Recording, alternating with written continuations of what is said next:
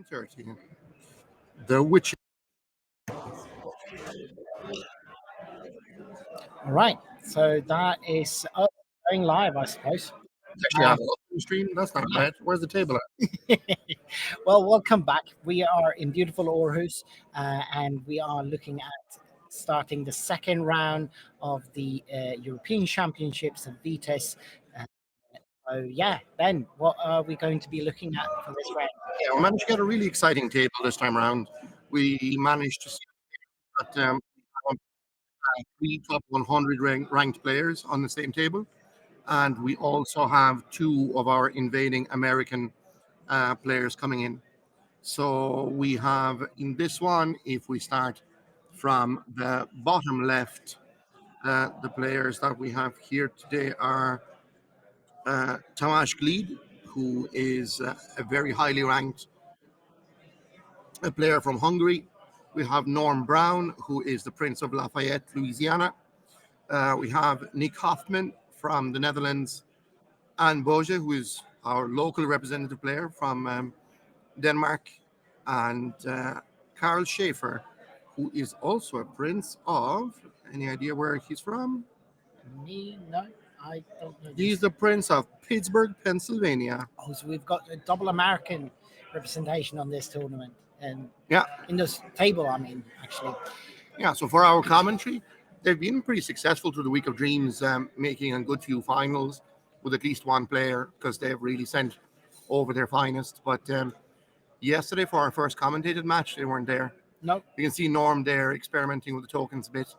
So to represent the EC correctly and to help us out with the highly visible metal tokens, they all use the official tokens of the tournament. But Norm, most of the time, would play with his own very particular large handy tokens that he would stack. So you can see him there trying to find out his balance of how best to represent these to make it easier for the stream, which we certainly appreciate. certainly.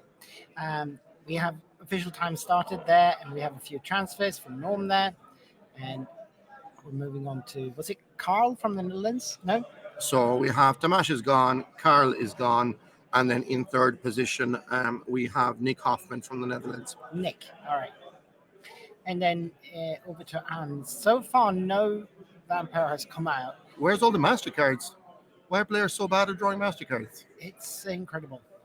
Who would have known? At least it looks like Anne might be pulling a vampire for us here, right? No. Taunting. Not so. Yes, cycling a card. In America, there would be a 15-yard penalty right now. Yep. After building up so much excitement for us that a vampire was going to be hitting the table. Right.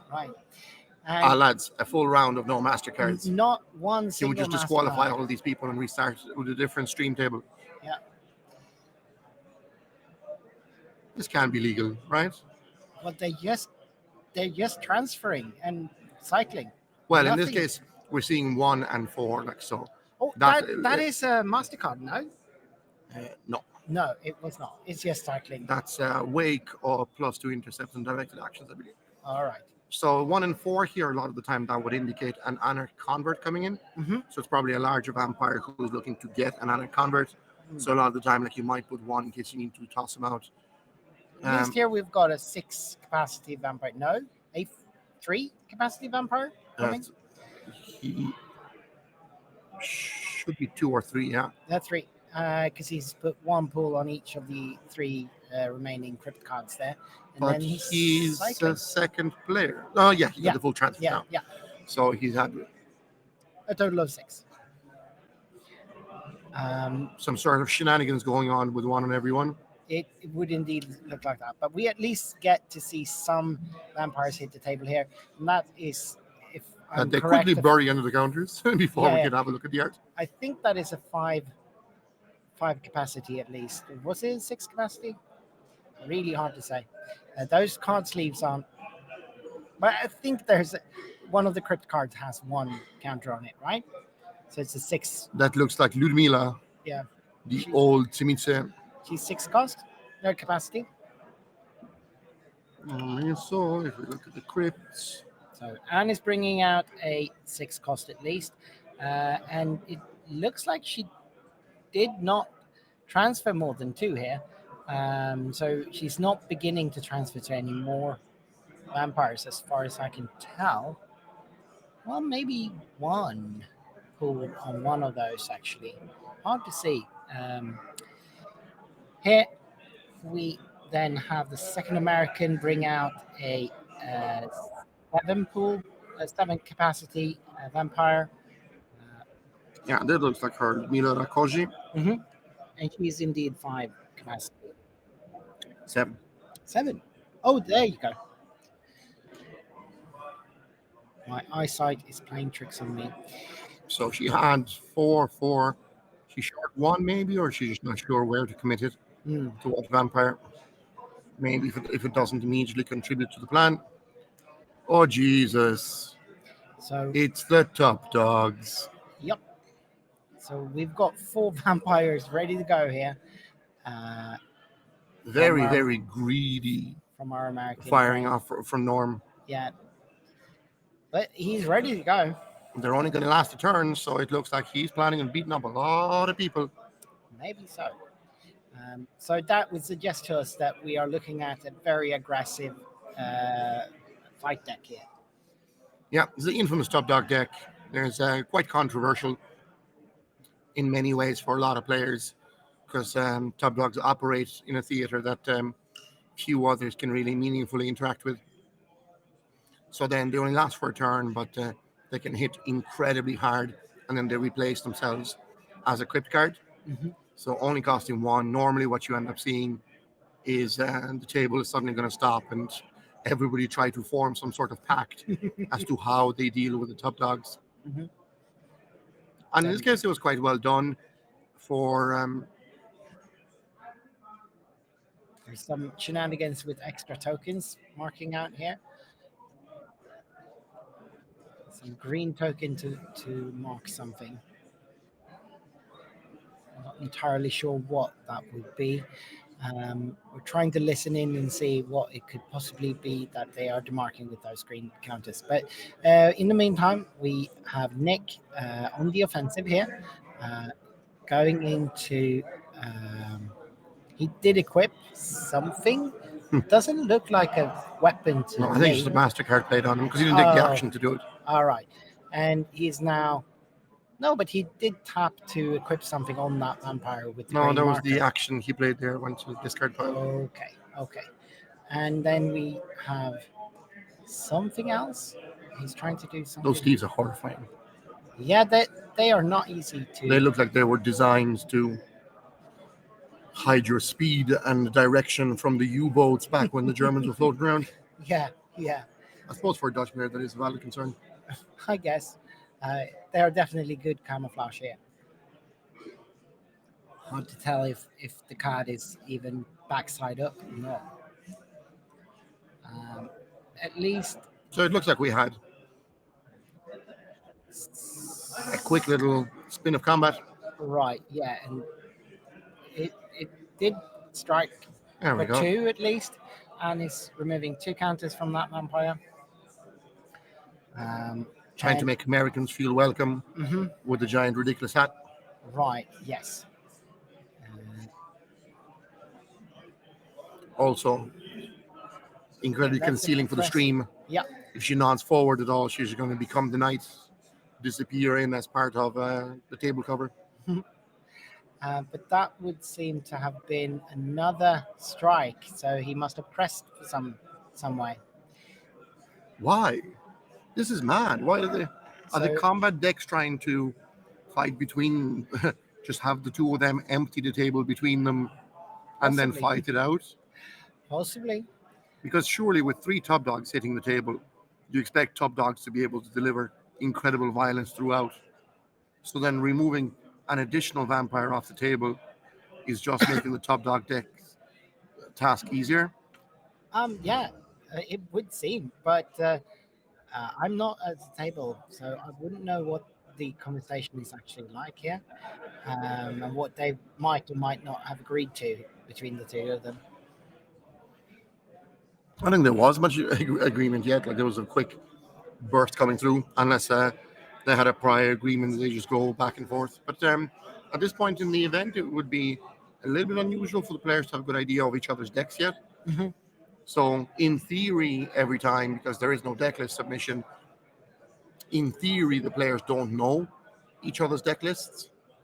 But in practice, especially after lunchtime, like there would have been a Some, lot of discussion of noteworthy decks. yeah, yeah, especially for the more well-established players.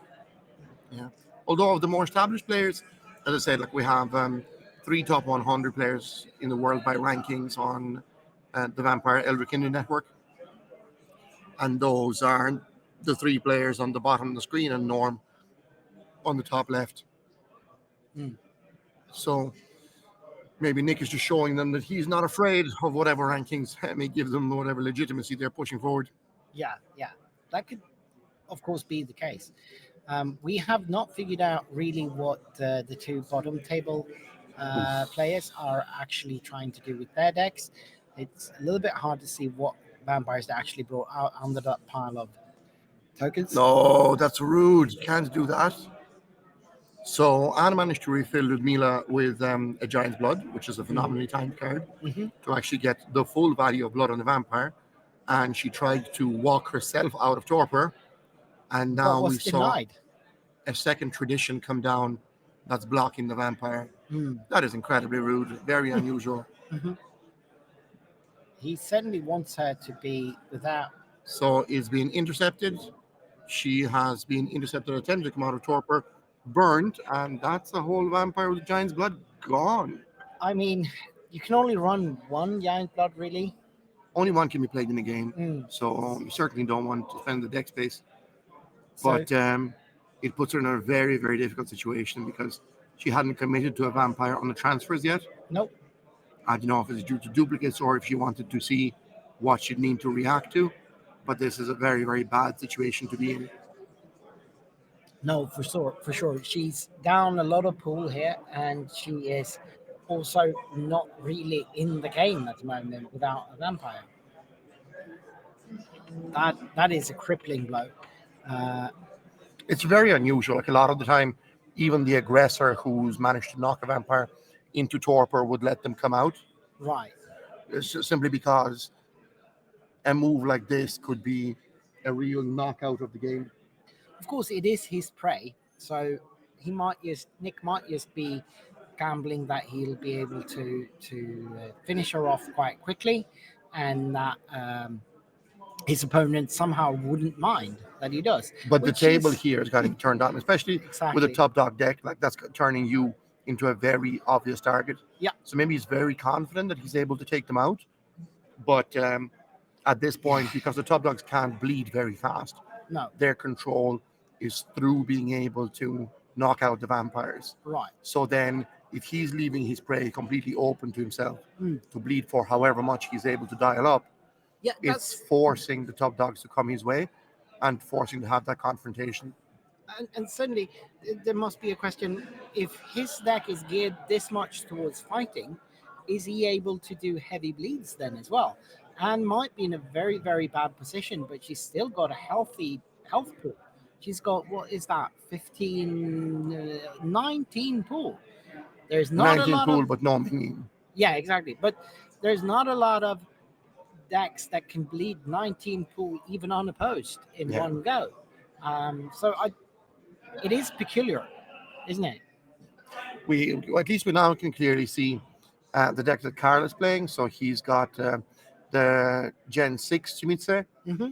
So we have Angel Guerrero come out there as Baron, and he's been followed by Branimira.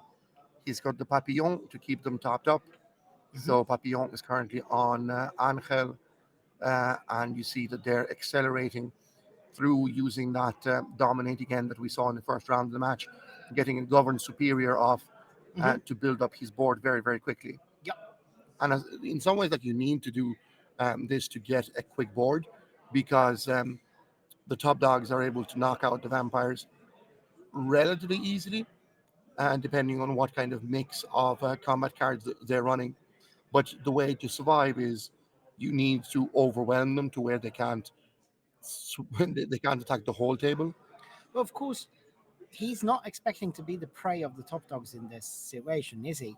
Because of how Nick acted previously, Yeah, and in Nick theory, he's his naturally, cross-table ally. So this is exactly, his time to try and build up.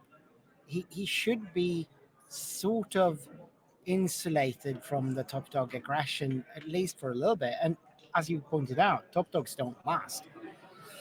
Yeah. So here we have again more definition of the decks. So this is a Temporis deck who just pulled off a summon history to pull an ally out of the deck. Expensive without any kind of discount, but it's still a large ally that comes in. Yeah, yeah, of course. And that's good defensively as well as offensively, I assume.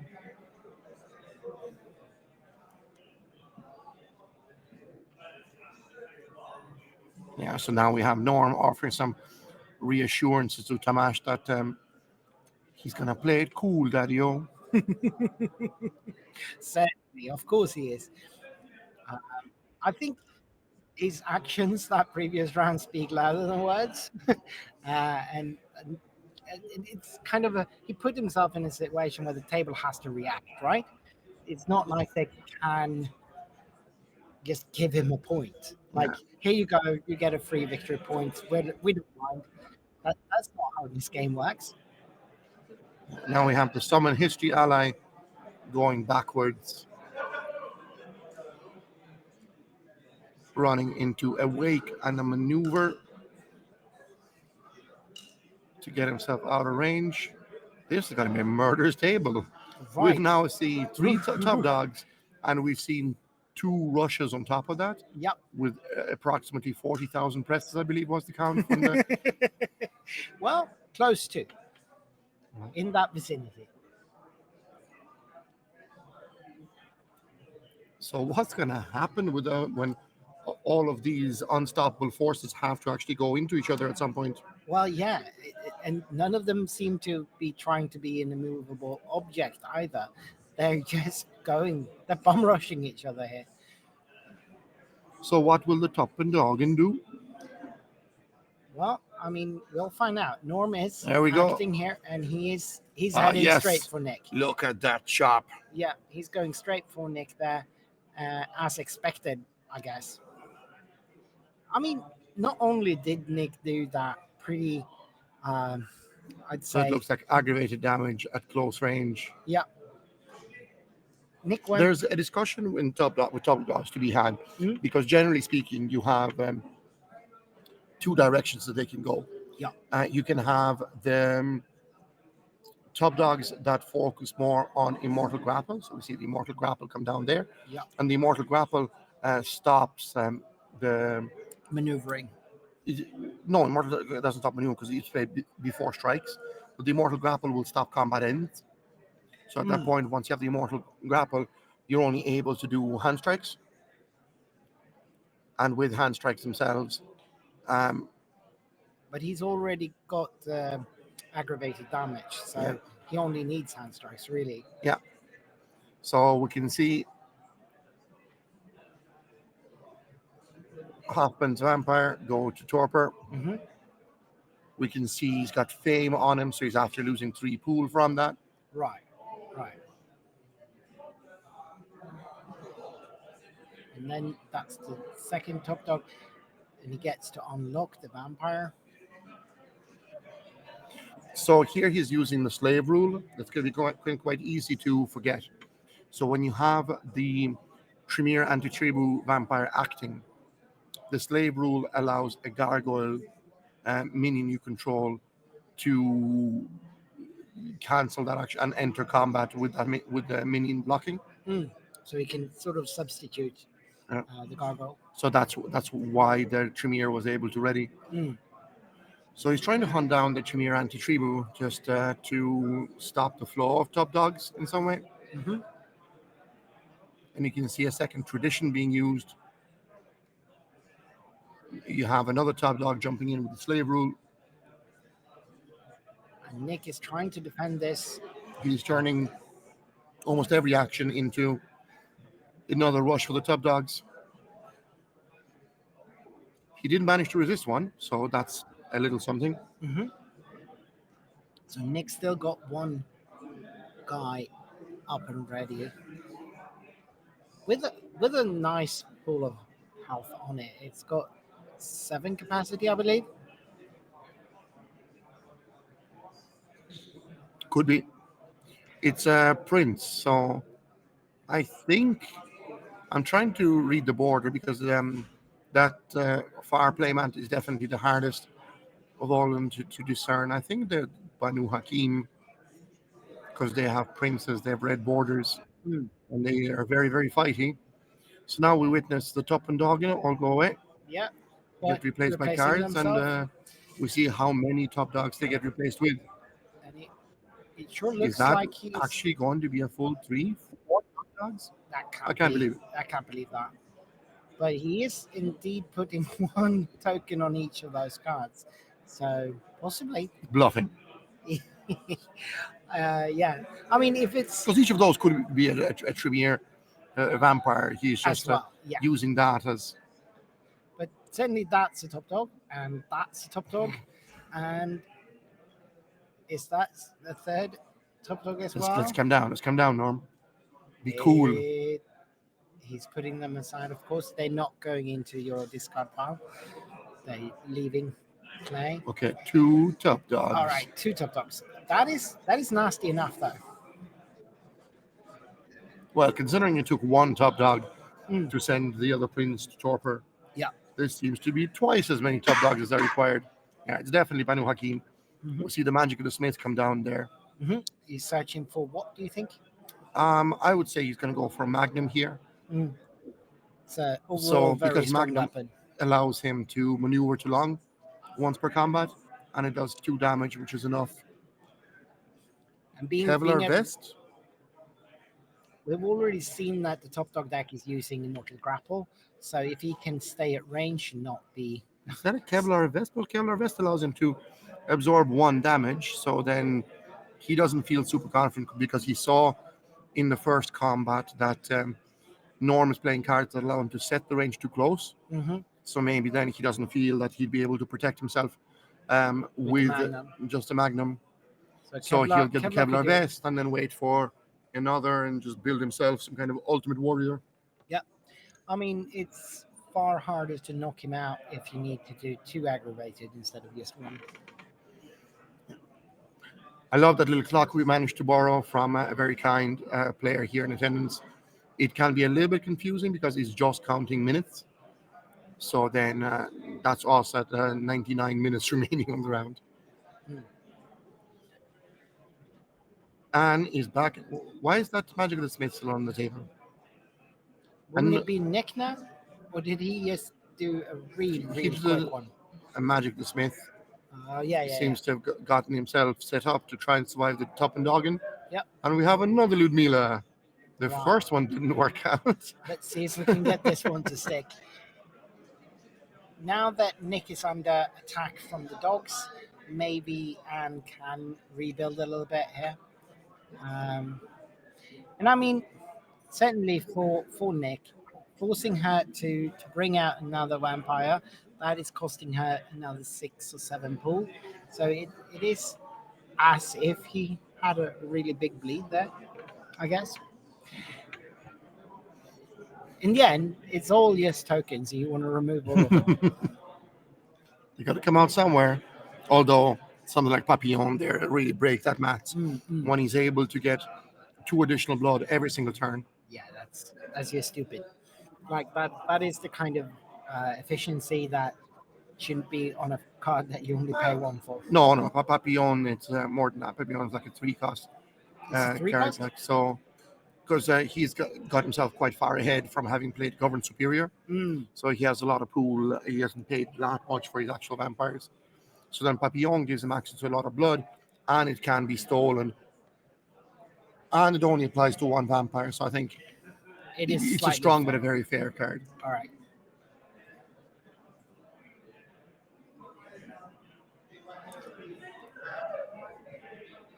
Bats. So that's combat. More So damage. he's doing another bleed. And you can see that you have a blocking vampire has wakened. It's been given -1 intercept. and he's trying to push that through. Mm. It's being deflected into the top and Doggen, and Nick is blocking it. no, it's being deflected all the way Oh, across. So you have a bleed for three. And now, 24 minutes into the match, somebody's finally touched the edge. That's the joy of the vicious decks. yeah, People yeah, almost forget it's there. yeah. Although, as you say, like it could be the giant shiny pile having a concealed edge plus one stealth. Hmm. Maria Elena is coming out. So Maria Elena is a very efficient vampire. She's got two superior disciplines, but she burns the blood if she's ever blocked. You can see the disdain with which Carl discards his giant's blood there. Yeah. Never get it soon enough. No, yeah, Such an incredibly powerful but tragically cursed card every time it doesn't work out for you. yeah. I mean, yeah. Ask Anne. She she would tell you. Well, I think in Anne's situation, she is very much to F all of them. Mm, yeah. So happy enough for them to have nothing. If she's not getting the benefit from that giant's blood, neither should anybody. For sure.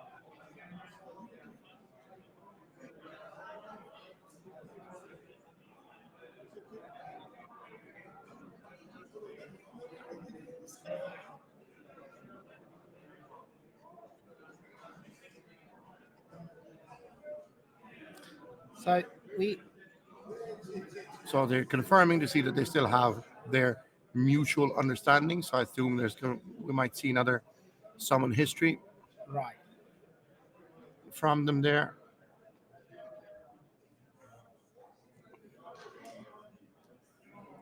and that is a bleed coming in now.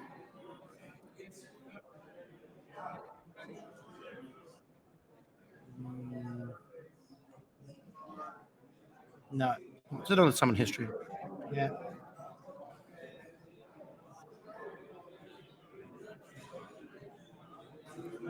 And so I believe that's Ankara Citadel that he got for himself. I really like that old art for it. Very cool. And then if we Try to bring that up here. look at that, Ankara Citadel, Turkey. So it counts, it represents the location, so it counts as equipment. It's unique, and non-action modifier cards costing blood, causes vampire half as much blood to play around it down. So then this is an incredible combo with summon history, because for summon history, what they'll try to do is they'll try to uh, play overpowered attachments and allies that they're able to bring straight out of the deck. Hmm. So then they search it and then they pay X or less cost with blood. So once Ankara Citadel halves the cost, it means that your summon history is able to tutor and it's able to use the Ankara Citadel discount on top. So, Very, very so it can powerful. discount itself in that way. It doesn't, yeah, like it repays for itself. It doesn't discount itself directly.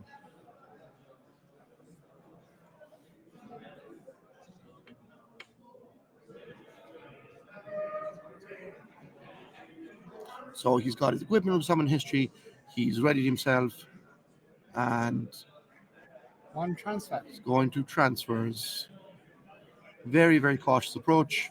We have a coven beginning its doomed ride across the table. And now Oliver will the top and dog and do. Yes, we'll see. Nick is paying one and going cross table. Huh. Is it a political action?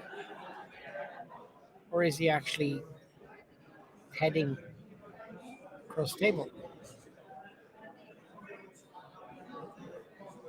Oh, he's attaching it to him. Right. This would be a negative attachment then?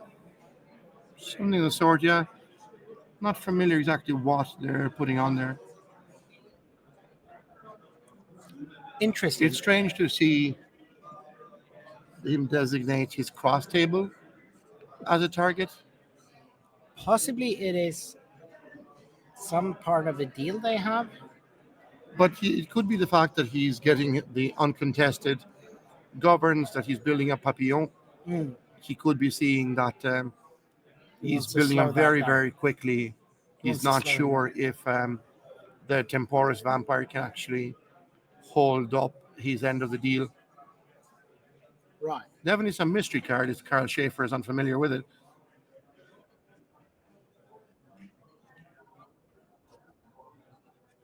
It is clearly a piece of tech that Norm's got in his deck that is baffling even his American competitors.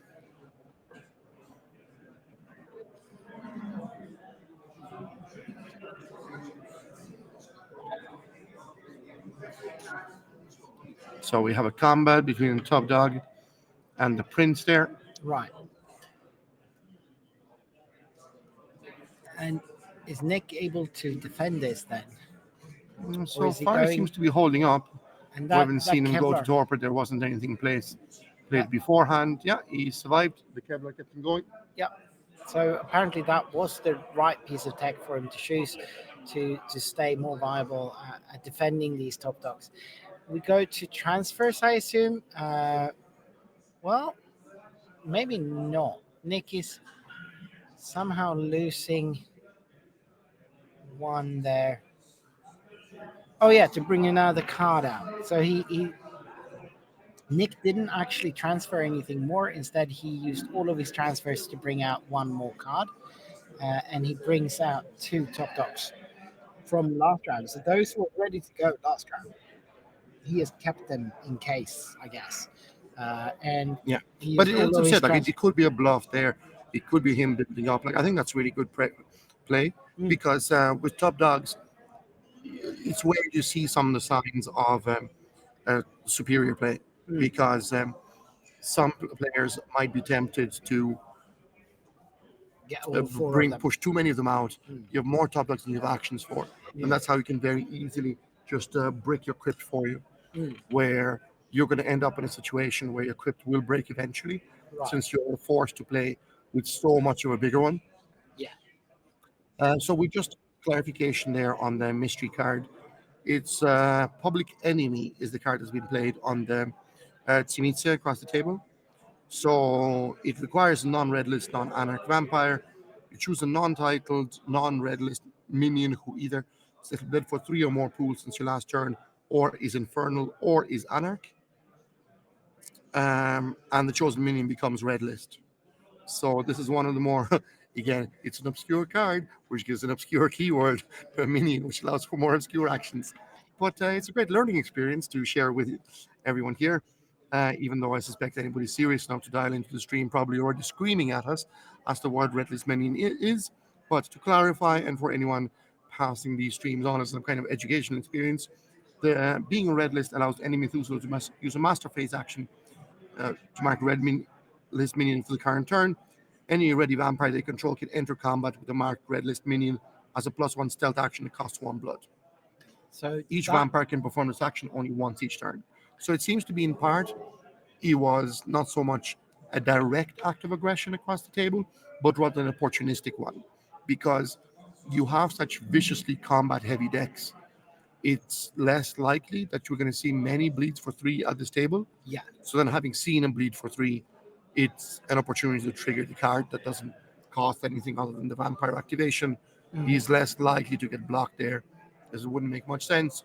And so he's able to mark the red list vampire, rotate a card in hand, and if it ever comes to that, he has Yeah, an he's got additional it option then. available. Yeah, he's got that then. So it's sort of a in case of card, and especially at this table. Yeah, I think like normally at the tables, it's an additional opportunity basically. So if you have somebody greedily bleeding into you, you can mark them to where any of your minions can jump across. Mhm. So it's a single card that allows for multiple rushes. And of course, that's not necessarily needed at this point in this game. But once you don't ever know what the situation's going to be in another 20, 30 minutes.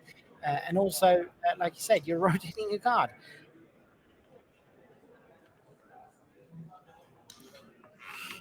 So we have Ludmila got her villain 5. So Anne is kind of behind on the board because she's got,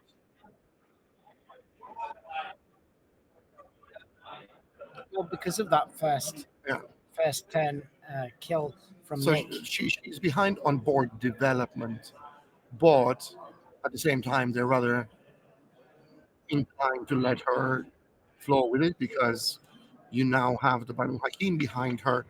Mm. Seems to have set very clear boundaries with top dogs as mortal enemies, Mm. and so she gets time to try and get back into the game. Right, right. So Nick's initial aggression has been sort of mutated He has dug into too greedily and too deep. yeah, yeah, and it's definitely now more of a defensive stance. He's going to have to posture in Yeah, but looks because of the dogs. Anne was not only unlucky in getting so viciously attacked, but she seems to also be a bit unlucky with the crypt. Mm. So with her on two crypt cards, and there's the one that she paid to see. Is it possible she actually saw four Ludmilas as I her mean, crypt cards? of course it's possible, but that would be incredibly unlucky. Yeah, we have Carl Schaefer, where he lives now as the only bleeding deck at the table. The only bunch of vampires acting vampire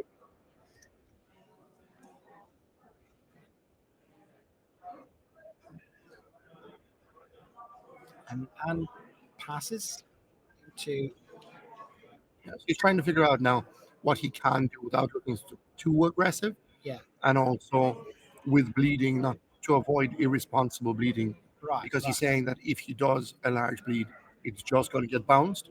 right. So now they're seeing what of the temporis board can be disassembled.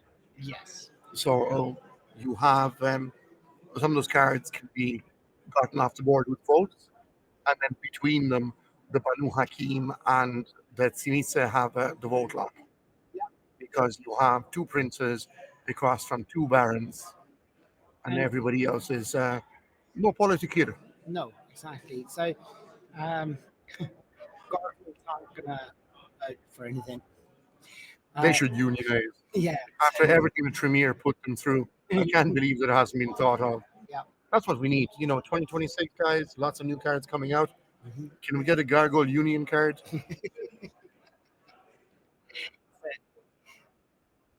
I just picture myself how their union meetings are going to go down, trying to elect officials.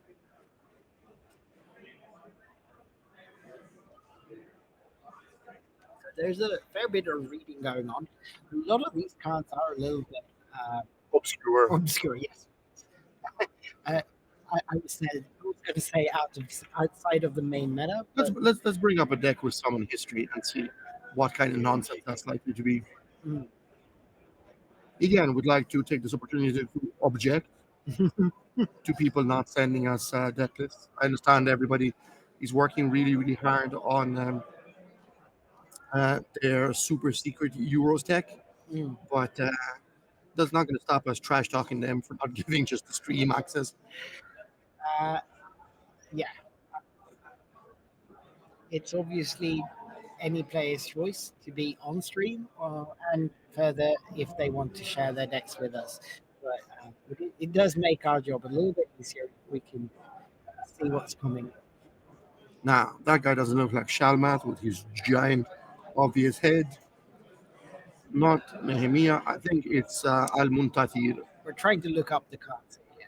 So Al Muntathir looks about right as the Yep. vampire. And then you had a deck like this.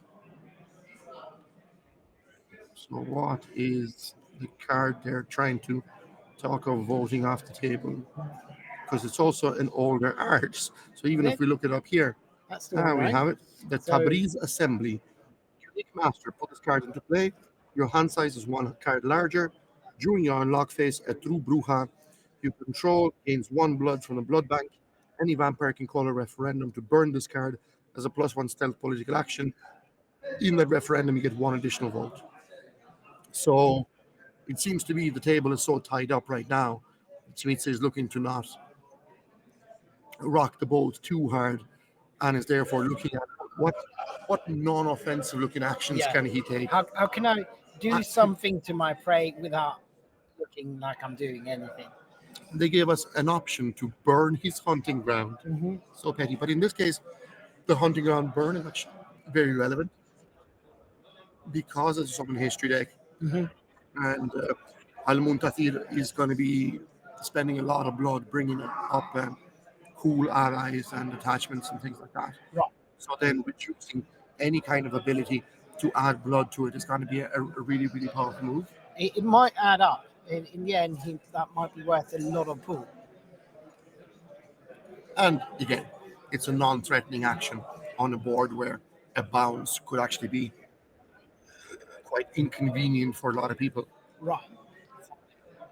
Although the Tremere Anti-Tribu is tapped, so I'm not sure if the bleed would necessarily get all the way to the Banu Hakim, but at the same time, he also doesn't want to accidentally bleed his cross-table ally. Right. Right.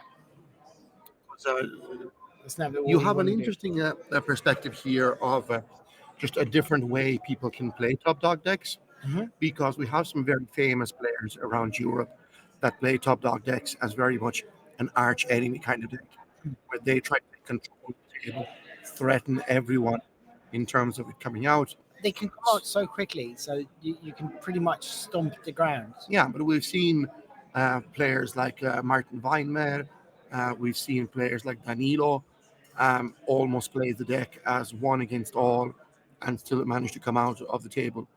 But Hmm. here you can see the American approach is actually quite different, like where he's fully dedicated his top dogs to going forward, laying into his prey, Hmm. and trying to win that battle. But isn't that partly because of how Nick played that first round after the top dogs came out? That he was that aggressive that round. I think it could be an element of both, and then everybody else was good enough to kind of bring out uh, vampires quite quickly. There's a large number of them, Mm, so then there's only so much damage that can be done. right. So you have a govern that got through for a bleed of 3, I believe. Yeah. And now we Looks have the like. Coven refilling the blood with Papillon keeping Angel topped up. Hmm. And He's playing to C1. He's already brought out 3 vampires. His efficiency is so high, like he's got 2 barracks, he's got 3 total vampires. He's got very high disciplines, and he's still able to keep bringing out more. and to be fair, his prey is down to 7 now. That is way below where everyone else is sitting right now. Yeah. Which is also an element that could actually dog into spur them into some kind of cross table action, Hmm. because they think that the Tsimitsa could actually just suddenly launch out for a victory point, considering how heavy combat the table is Mm. and intransigent prey he's got. Mhm. It might be in Norm's interest to try and slow down the table. Yeah. So then, to avoid other people just grabbing loose victory points here and there, Right. and try and slowly peel back the situation as kind of layers of an onion. Might seem very, very unintuitive why it would help his own predator in that way, but it seems like that might actually be a viable option for Nick. Sorry, for Mom here. He might just not want. For one, he don't want to give up the victory point, obviously, but also he might very much not like to have a bleed deck breathing down his own neck. And we actually see The bleed going the across. edge actually shifting here. We have a bleed come in. Sorry, I got distracted. I'd say part of it is the Norm just willing to have the edge move off the Tsimitsa deck to give some opportunity for it to calm down. But I was browsing the cards in the Trubrucha deck and use some incredibly rock and roll looking arts like the Path of the Scorched Heart and Pulse of the Kanai. Well, yeah, see if any of those hits the table actually. Uh, but Really good announcing of the actual actions there from Carl, being very specific as a high level player as to whether he's playing the card at inferior or superior. mhm, So in this case, for example, most players would just dump in Earth Meld, but he's very clearly announcing that it's Earth Meld, it's superior. So then there's no question about the untap. mhm, right, And and we're that's headed in. always good etiquette. Yes, and it's really helpful for us on stream. It might be worthwhile. Let's add a reminder for the next round that people more clearly announce the vampire names when they bring them out, so that should be helpful then, keeping track of it. Because it is very hard to see under all of the pool that you put onto the card, at least Glorious initially. tokens, but one disadvantage of they very, very quickly conceal all the art. So we're actually looking at Nick going here. Sorry, Norm going here. Norm. So you can see there the red list gets used. Yep, Now and he very is. indignant, Carl did not like having that on his bar, it seems. but the vampire also directly got burned Yep, as a red list. straight to damnation, and But he is showing himself as a significant threat. As we said, like certainly, his certainly. prey is very low. His vampires are very strong. Mm, With the combination of protein and dominate, he can launch very, very quickly. yeah, So then, in reality, the true Bruja, it's on him to specify as to whether or not he's got a deflection of some sort. yeah, So here he could even try and point Norm backwards by right, saying, I got no deflections. You can call my bluff, but if I die, yeah, yeah, that's victory points that you really may not be able to catch up to. yeah, yeah. So Norm did get to bring out two cards here. Well, a bunch of cards actually. I think those are just reminder tokens that he's got on them. Well, he did pull out cards. I could see him pull out two cards from the deck, and then shuffling it. The bluish ones, one going underneath and one going on top of that. Might use to put those tokens for reminders, but something certainly happened there.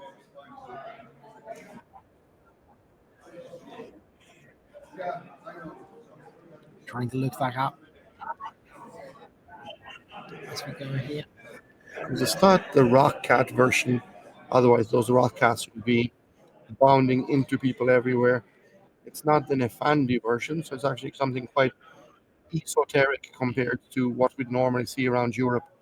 Because Europe is very much split into um, two types of cards. You have the Nefandus top dog deck that Martin made famous that was present on the Thursday evening final. And then you have the Rock Cat club dog that's also quite popular. And that one is more run by somebody like Danilo out of Italy. There seems to be neither of those stacks really, even No, though he is apparently working with the Brutal Grapple. We're seeing some other quite interesting and esoteric tactics as well being used here. that Figure it was out. a quick and decisive second tradition being tossed out there. Mhm.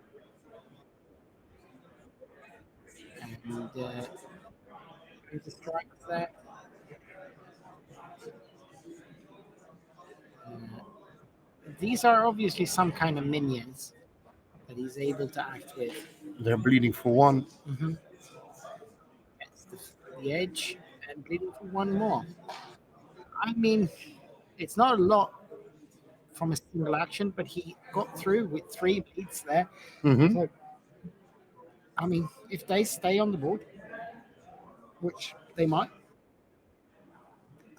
then he's got a solid, steady tempo towards Is it? victory points.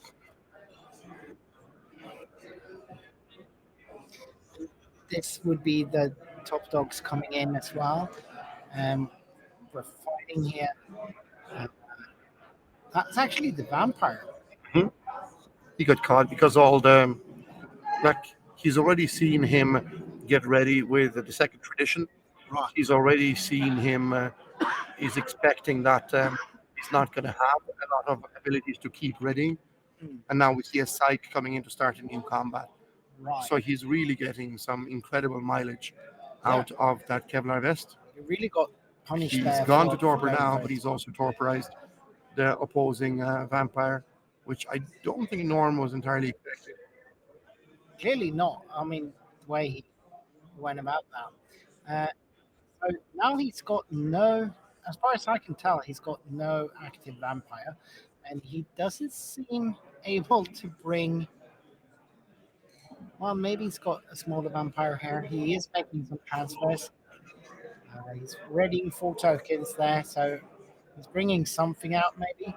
But can he bring? Is it worth it to keep bringing out top dogs without an actual vampire? He's looking No, through his because he needs cards. the Tremere I in mean, order to be able to bring him out. if he's got a Tremere there, 4 or less capacity, surely he would bring that out now, right? Looks like uh, he's just transferring. He's, he's arguing about something, And he's and trying to figure out now because you have a difficult situation where see Tamash is checking to see what kind of ally that is. hmm, Say the name, Tamash. yeah, Say the name.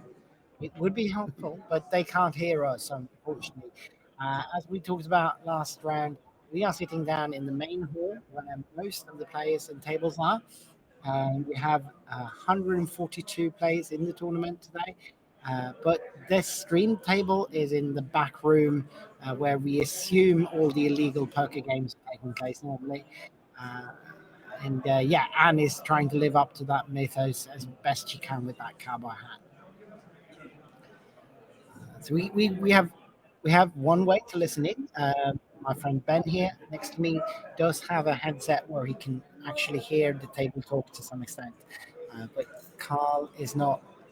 Sorry, Tamash is didn't actually read out loud, so we don't know what that is. We're trying to I find mean, out, but I'm ready to have guys more familiar with the both with the deck itself and with Norm's idea of it to we're see what it might enlisting be. some American fellows to maybe help us out with this. We are closing in on the end of the first hour of this game. We're at 65 minutes, I think. Maybe 63. That's flickering a little bit in my monitor here. Um, So 60. Usually, Yeah, just move there. So 68. okay. So maybe 68, but at least we have We have Al Muntathir in danger of being ousted. We right. have Anne still very much in the rebuilding phase, Yep. trying to get the heart of Cheetius and really revive her deck. Hmm. And then, That would be pretty big for her. but for how badly this started for her, she's not a million miles away from catching up. Nope. Like if you look at her prey, has just had a red list vampire burned. You can see her predator has gone to torpor, admittedly for an incredible goal of torporizing their Tremere and stopping the flow of Tuppendogan. Yeah. And No, the rest of the table has more or less stalled out and are in licking terms of licking board the wood. state, Al Muntathir might actually be the strongest. That's The true that's Bruja on the bottom yeah, left, exactly. Tamash's deck. Tamash's deck, yeah, and he is the lowest on pool, but he has He's invested it. yeah, and he's got strong vampires. He's got Big interesting, allies. He's got big discounts. yeah, exactly. So he's in a fairly good situations to do things. If he's got another summon history in hand and he can get something big down, Carl isn't too weak either. He's also got two vampires still, but it was a two good huge hit. vampires because Yeah, Angel still has Papillon feeding him. Mm. He's got Branimira, who is offering him additional votes. So Carl isn't. That's too bad for Tomash, obviously being his prey. But this would still be somewhat of a conciliatory round for Carl, I assume. Once Anne is done with her, and Yeah, so she's actually considering doing things. Maybe no, certainly not. She brought out that heart, and got that attached, and then maybe next time she's ready to go.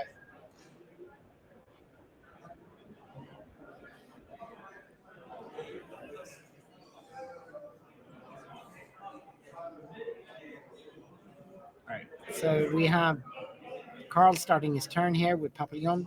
yeah, you have a negotiation going on. Right. So Damash seems to be getting a sense that he is in a stronger position, Mm. and he's trying to use the bounces in some form to accelerate his own pressure. That was So he's asking the Zenitse to bleed. quite nonchalant there. Uh, what's the Mastercard that Carl was playing on his vampire there? So it looks like entrancement to actually steal one of the allies. Mm. So a lot of them, Norm is displeased with his man being stolen. Hmm. Entrancement is such a wonderful card that doesn't get nearly the play it should perhaps. Allows you to steal one minion. No, It sorry, allows you one to steal an ally. ally. Ally. So allies aren't super prevalent, but especially now because what we saw recently with the emergence of the Hecate decks Hmm. that have incredibly juicy allies, but very little intercept. Hmm. So for those ones, it can give you incredible value. So then it makes sense that the good players would have these kind of things in their decks. Right, right. And the Hectodex, those allies, you can use them without having a lot of cards to go with them. Like stealing something like a Children of the Revolution or something like that wouldn't do you much good because you wouldn't have the cards in your deck to actually use them. Yeah, but a hulking behemoth who is fairly self-sufficient at sixth Mm. health, strike for Hmm. 3. Hmm. If you can't be stopped doing that, that's a hell of a thing. Yeah. Yeah.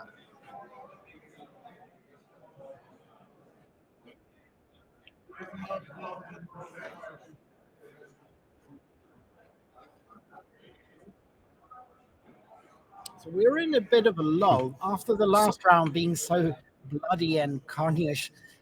We are in a round of re-establishing boards of kind of trying to negotiate a new balance of the game, I guess. Um, so Yeah, there's very much Tomas trying to figure out how the lull of the top deck can be used. Mhm. But is he getting any traction with the other players? Yeah, so he's trying to see now what way, like, cause what way it can be used to his advantage. Because he's able to afford another vampire. He seems to have gotten one with the one he paid last turn, Mm. and now they're seeing having this kind of weakness. Tamash is trying to figure out how they might work this out to where they can make a deal to give each other victory points. Mm. Mm. And of course, seeing how we're 1 hour deep in this game, this is probably the perfect for that sort of negotiation.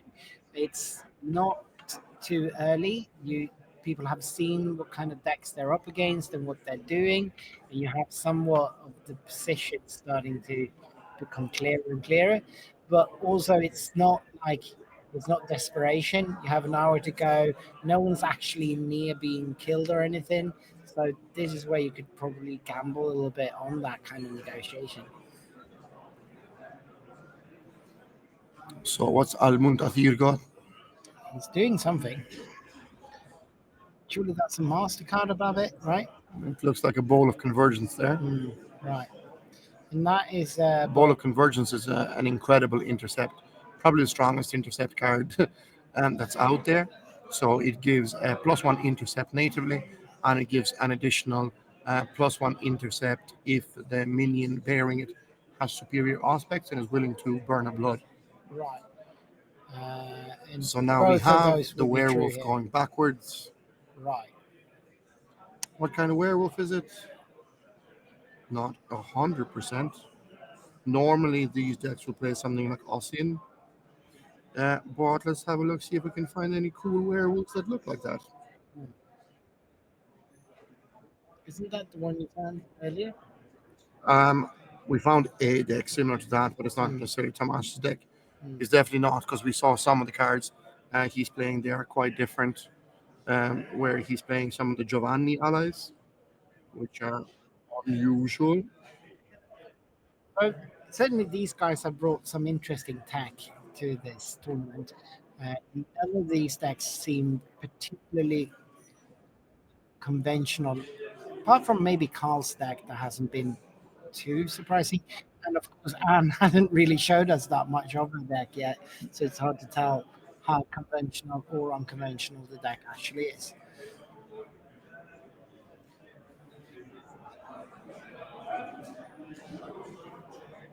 Yeah, I'm not sure, because it could be some. No, it can't be an old version of Double Juice, because he's only came to exist in 2021. That's him, Renegade Garu. Yeah, it's probably the Jihad version of Renegade Garu. He's a werewolf with 3 life. He gets an additional strike limit each combat, optional maneuver each combat, enter combat with the main control by another Methuselah as a +1 stealth action. If he has 2 or fewer life during an unlock phase, he gains 1 life, mimicking the werewolf regeneration. Mm. So I believe that's him. And then you see kind of the really cool element of summon history, in that it allows you to run faction specific, incredibly strong allies. And then because you're not using the normal play restrictions, don't apply. You're Yeah. just pulling them with summon history out of the deck, despite not meeting the requirements for it. Right. So that is obviously a very nice way to sheet out really strong things, and also not having to draw into them. So we are officially in the second hour of the game now. Norm is taking his turn. He's bringing out a bunch of things here, and they're not all top dogs, are they? He had to bring out the Tremere in Yeah. order to qualify for. Is that four top dogs and a Tremere then? Yes! All right, so he's not being conservative with this turn. Fighty time, blood, blood, blood. He's got his top dogs out. He's passing the turn. Nick He is must be locked. sweaty He now. is loaded. That cannot be convenient for Nick at all. Yeah, I wonder if he's going to try and do a rescue on his Kevlar Vest vampire. It would seem prudent to have some kind of defenses up now. But again, four top dogs. That might be more than you want to have Look to at face. Anne focusing on her perfect poker face. Yeah. Make no motion, have them forget that she's at the table, and then rebuild and wait for a moment to Yeah. strike. Yep. Nothing to see here.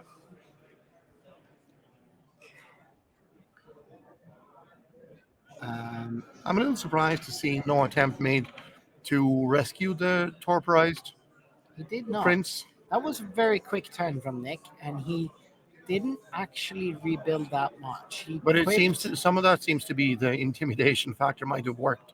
Yeah. Of just seeing that many top dogs. So Hmm. he just sighs, Yeah. gets on his gun turret and gets ready to go. Yep. And also quipping, and then maybe just stealing himself to actually eat some of that weed coming through. I don't know if any. Well, yeah, the minions might be bleeding. Hmm.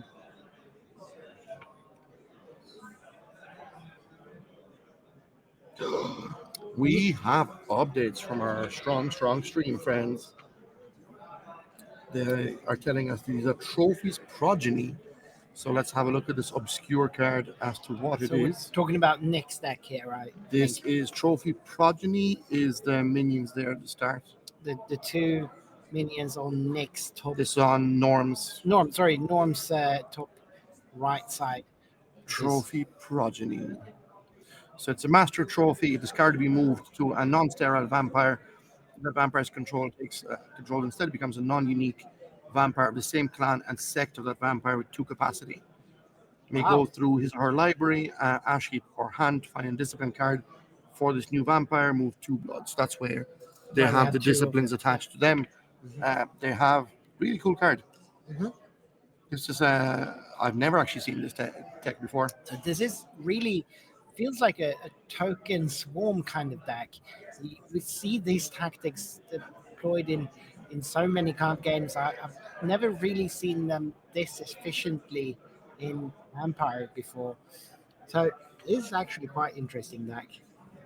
Yeah, because when we were preparing for our famous players, a lot of the high profile focus on deck creativity was on the Finnish Hmm. players. So Antti in particular, who has been voted most likely to end up in the finals for this.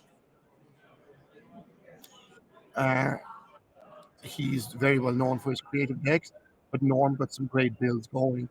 I got a Certainly. chance to play against him over the Week of Dreams, where he's had a really, really cool enter combat deck, where almost every minion has enter combat, but also plays a lot of deflect. It was a very frustrating deck to play against, very cool in terms of being like water, of always fighting in the battlefield where your opponent won't.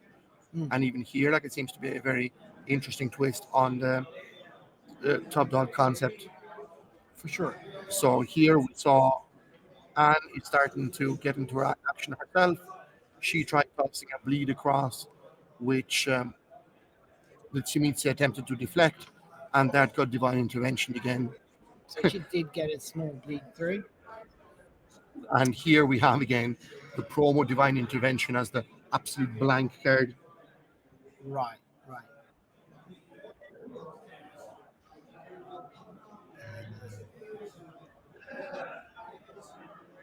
And cycles and passes. So she did get the edge there, and she did bleed a little She's bit, got the edge. She's rebuilt a bit on MasterCards. there is a fair She's amount of got board 2 there. minions now. She is on 10 pool, but both of her 11 cross actually. table allies are on not much more than that. So, And she, considering where she was, I think she's gotten to a really good position. And a lot of the time, it's an important thing to kind of measure in Vitas because it's a multiplayer game. And in effect, like outside of your Predator, most people don't benefit from you dying. right, It's never over until it's over. right. So, even when it seems like we saw there, like completely devastating of getting knocked down for seemingly no reason, Mm. getting the ever so rude torpor exit block. She's been able to fully rebuild. Certainly. Actually presenting a far stronger board than some of the other players have been lately. We see Carl now also trying to recuperate from the blow he had. He's playing something somewhat obscure that has to be read. Apparently. Shenanigans. Those are top deck manipulations on there. No, it's a card that he shouldn't have seen yet because Oh, he legally played the card, he replaced it, mm, and therefore shouldn't have seen the card. A lot of times, top players just have to resolve it. I'm perfectly okay with the card being shuffled into the deck, like so you can't accidentally attempt to play a card illegally, see a card from yeah, that. yeah. Yeah, so we see, and the action got blocked there. The team needs to play Donnybrook for 1 point of aggravated damage, which get countered by hands. And we have another vampire into torpor. So now everybody has had one, Mm-hmm. at least one. It's fair, at least. Balance in all things. Mm. And it's just cycling there, yeah. No, not really. That is actually, it's a reader. We have a reader.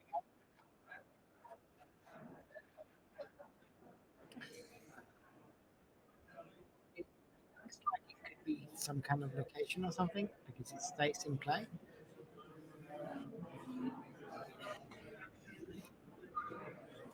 It's an event. Oh, So the events are played as a discard action, discard phase action. So they stay in play. So, for example, in the last stream where we saw the narrow minds, mm, so those are event cards. So each right. event card But they stay. is once per game, Right. So they just stay. and then they use your discard phase action. You play the card, and they stay in play. What discard phase action would he need to play? Because I don't see the head crushing. There we go. It's a mystery card, as the players at the table Yeah, test for us. both Tamash had to read it and now Anne. So it's clearly not one of the more common meta calls to bring.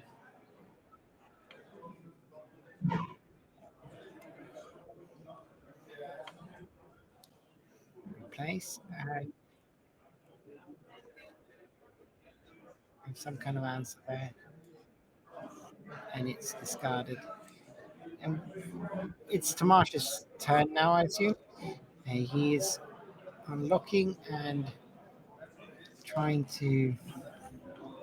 He did his rescue, Right. so there he kind of sees a disadvantage of some of them.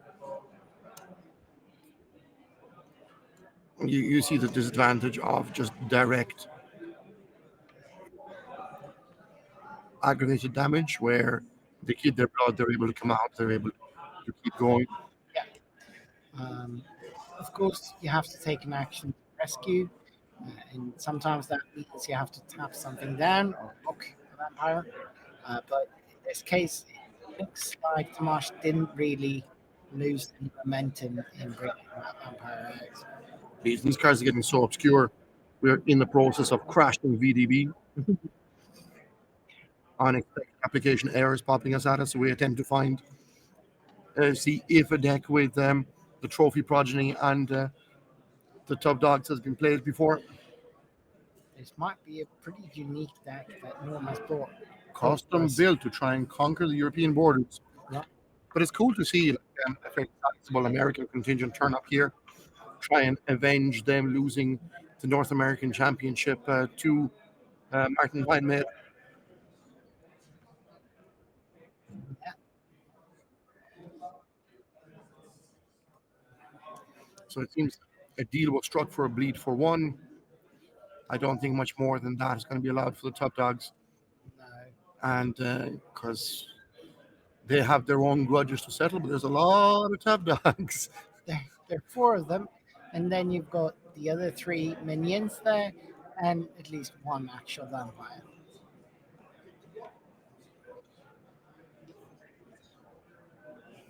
Bringing out more minions here with discipline on So them. this is the Trophy Progeny Yeah, again. yeah. Must be playing a serious handful of those. Apparently, yeah. And they are able to bleed for one each, so that is going to rack up eventually. VDB feels deeply insulted by me trying to find Trophy Progeny and Top Dog in the same deck, so I'm going to stop doing that before I break the whole thing. So, how many Top Dogs will it take to torporize that Banu Hakim? Mm-hmm, exactly. It's got a Kevlar West, and it's got Is that some. the Kevlar West? Is the Kevlar West one the one gone to torpor? Oh, it is. It is. This one has something equipped though, and a villain and something else. Nick's board is really the hardest one to read. He might not be playing the most obscure cards, but he's in those absolutely atrocious sleeves, and he's sitting the furthest from the camera where it's the most pixelated. So yeah, it is a little bit hard to work out what we're dealing with here. But I think at this point, we can see the Top Dogs, we can see the number of cards they play. Oh, certainly for me, it is not as hard. Yeah, But so we Nick's can board is- judge Nick's efforts by norms. All right, yeah, fair. Um,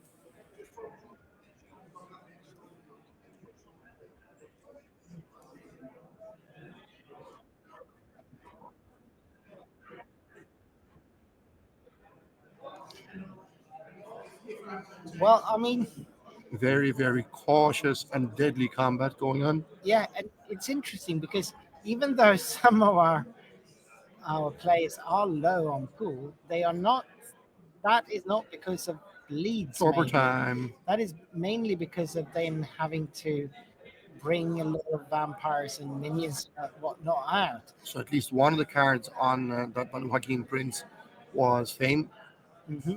where we saw the 3 blood leave the table.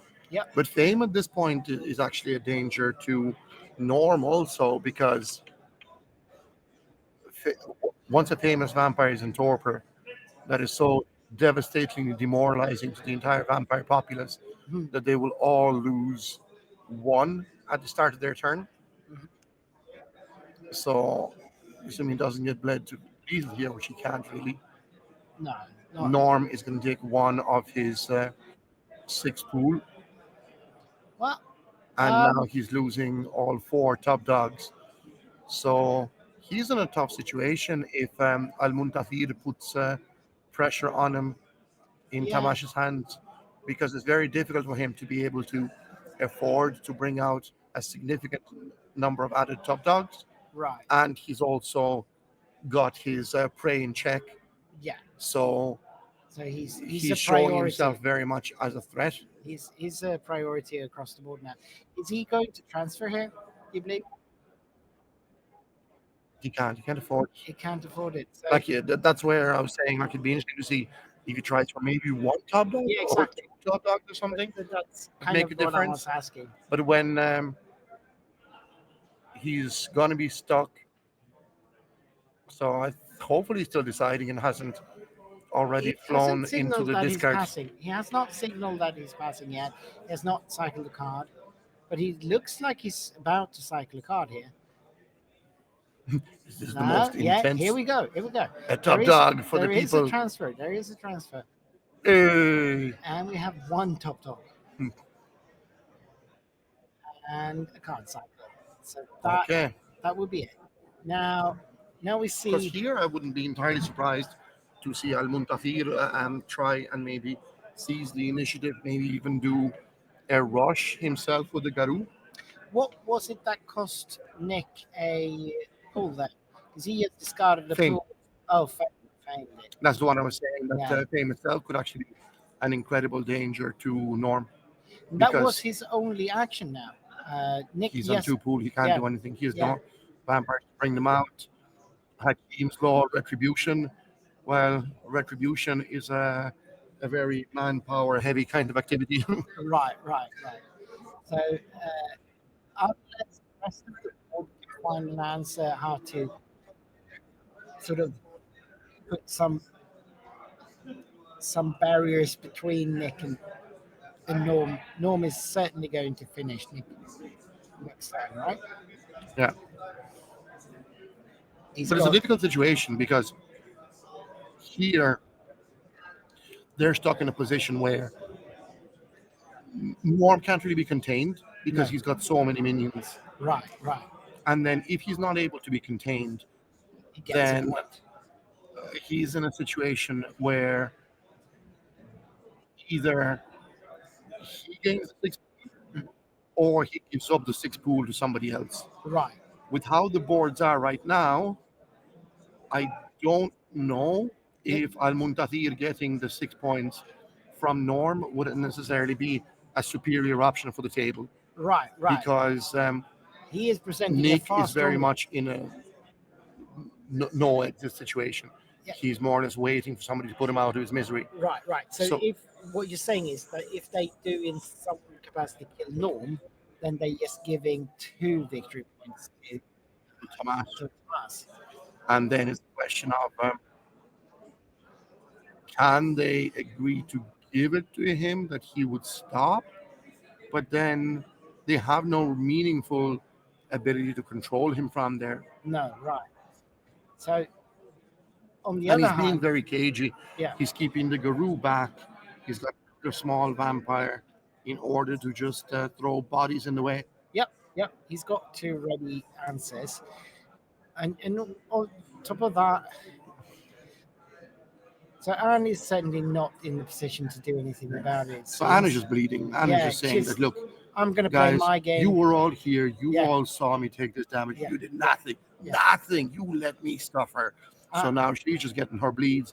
She's getting to touch the edge, and then unfortunately, Carl seems to have an infinite supply of deflections. mhm.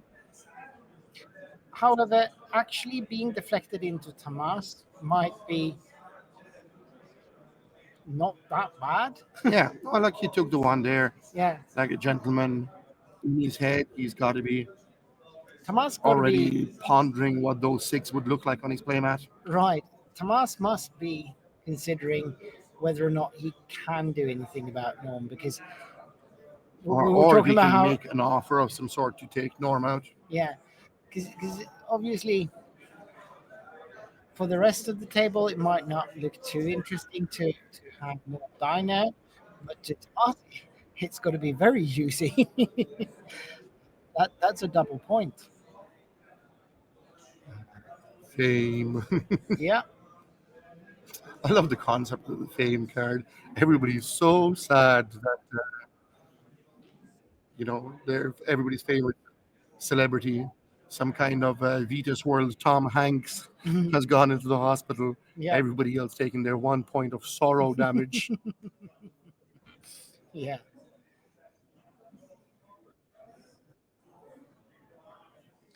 Certainly, Carl is taking his time here before he acts. He seems very deliberate about what he's trying to do here. Um, that is,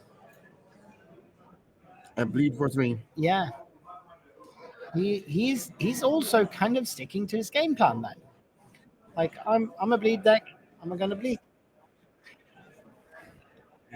It's trying to block it from Tomas there.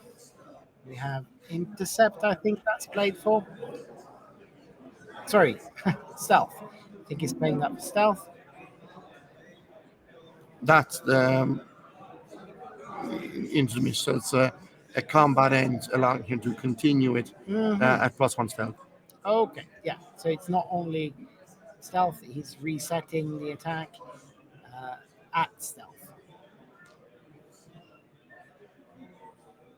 and it looks like Tough decision. Tamas is considering whether or not he needs to use cards to block this, or if he's going to keep. And here we have the dreaded tappa tappa tappa Hmm. that we had to resolve by moving the mic to a different table Yeah. before it all rumbled through us. Yep. And Tamas is doing math here.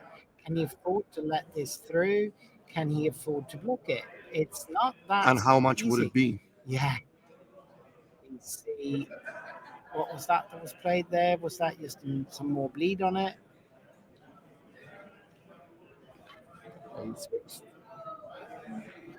No, that's just indicating that the combat is completed, so the combat card's gone, and underneath that you have the govern the other line. So Mm, the govern the line doesn't require payment for it mm. until it has been successful. So it's not so much switch the card; Right. it's just revealing the card that was already in the process. Yeah. And it gets through for 3 bleed there. Ooh, that is interesting because now Tomas is sitting at 4, and it's still he's coming in now again. Carl keeps at it. Is he going to be able to knock Tomas out before anything happens? One vampire back. If this goes super super well, He it could be a two-player elimination right now. certainly we could see if Tomas is eliminated here, then Norm is certainly eliminating Nick on his turn. Uh, So it's that deflected was an into. attempted deflection that got instantly direct intervention. Yeah, Norm using one of the old direct interventions as opposed to the blank card versions. but it And cost him 1 pull. one pool with the vein pool damage still to come. Hmm. So you can see that the deflection got cancelled. Now he still had my enemy's enemy in hand. Right, right. So it's now bleeding into Anne. And basically Rather now baffled by the whole it's just situation. tonight, yeah, she's got the pull there. She's able But to afford it yeah, more than almost anybody. right, right, and it's just one apparently For some reason, it's just one. So she just pays one pool, and everyone seems happy. Um, can Carl amount any more offense here, or is he in a situation where he needs to keep So that she's unlocked? she's thinking of possibly doing a block, but he's saying, look, if you're going to play nice, I won't continue the action. Right. Would be much worse. Yeah. So Carl seems content with that and seems to agree, and they are moving on. But Carl might actually try for a third attempt here. We don't. With Branimira. He is going in for that, I hoping to can't get that believe kill. it. He only needs to take three because of fame. So if he can indeed bleed for three here, which is certainly within his powers, we know those kinds of cards are plentiful in his deck. And yeah, Tomas is scratching his head as well because the So we math have is getting. Branimira. Branimira has an inferior dominate. Mm, So he's really lounging all in here because with the conditioning, inferior conditioning is still a bleed of three. He's tapped out with everything. The Garou is tapped. Oh, awake. hmm Awake and That's on the wee wee.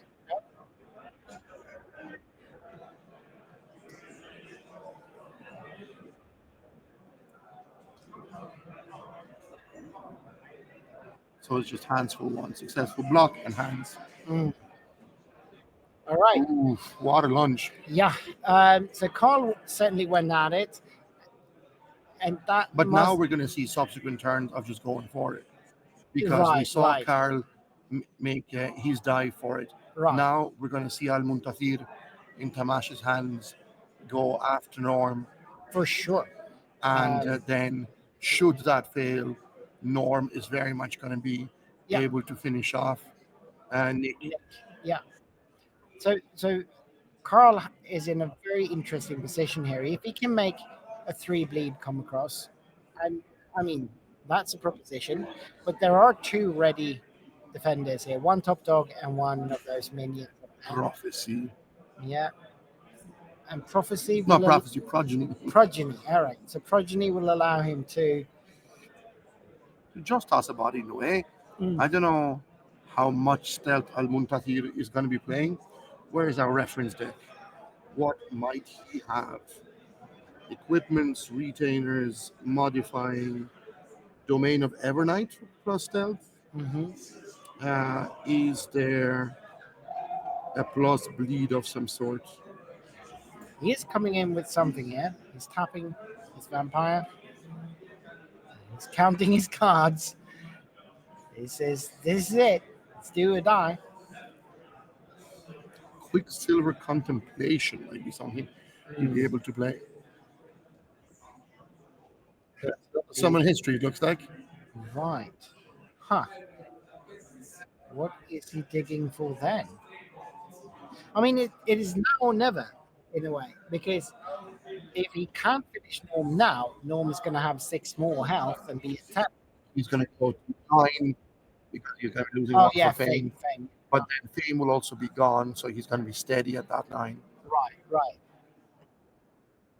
And with Tamash on only 3 pool, Yeah, I don't think he he can will fully survive the next he needs 2 to weeks do of it turn. now. He needs to do it now. So, equipping here. What would it be that he's equipping? Is he though? What are they not played for stealth? Those cards? No. He is equipping something. Huh. Tamash is looking for He just something. played stealth, so he Yeah, attempted to block his summon history, it looks like, yeah. or just cycled. Right, right. Because I don't see anybody tapped. The top dog is still there. What on earth is you? Huh. No, that's his crypt that he's. That's quickly brought out.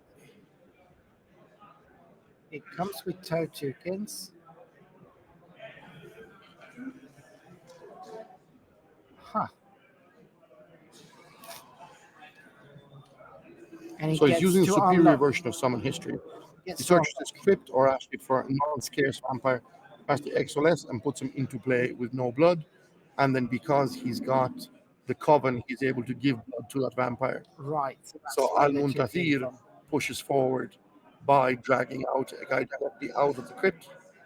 But how is he able to unlock the vampire then? They unlock with Domain of Evernight. Oh, okay. I really love the art on Domain of Evernight. Like it's a really cool fisheye lens. Look at it. Hmm. Really kind of makes it look as a warped time traveling place Right, that the right. true Bruja might live in. So he now has three vampires, one werewolf, and a partridge in a pear tree. Right. So now this will be what's coming in.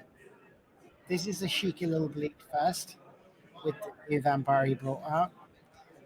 And the top dog fending, maybe? No, he lets it through. Bleed for two. Led him for two, gets the edge. Can he bleed for one more? And he topped down the top dog from the attempted block. Yeah. It's over. He gets to go through. He's unlocking that He vampire. discards another direct intervention. So he's looking. Wow, wow, wow. He's looking. Is there any awake thing that can save Norm at this point? Does he have any way to Norm unlock is anything? dead. We So certainly don't now he's see trying to anything. figure out if he can claim both VPs at once. For him to Right. claim both VPs at once, he would have to directly finish off Norm, and And then he would have to deal one more damage to, over to Nick. yeah. Oh, would Nick be affected by fame? Everybody. But he Again, already, it's Vampire Tom Hanks. yeah, You don't just get over that. but Nick already paid the fame He once. paid the three. After Uh, the three, you pay the three when he initially goes to torpor, hmm. and then just the lingering sadness eats away at you for one forever. All right. So somehow Norm survives. Is that it? Norm unlocks all his vampires? No. Oh, he just lost. Yeah. Oh, yeah. He unlocks because he has one left, but then he dies to fame, Hmm. and that's it. Yeah, he unlocks. Died to his own fame. Yeah. Not even the Coven saw it coming, like, No, no, because no. Coven just Covenant. drove by and said, Yeah. I sense life in you. Mm, mm, mm. Little did they know. And and that means at least that Tomasz was not able to go for the double kill here But because again, something really drastic has to happen to him not to play with Nick Byrne, right, right, because Nick's situation got no better.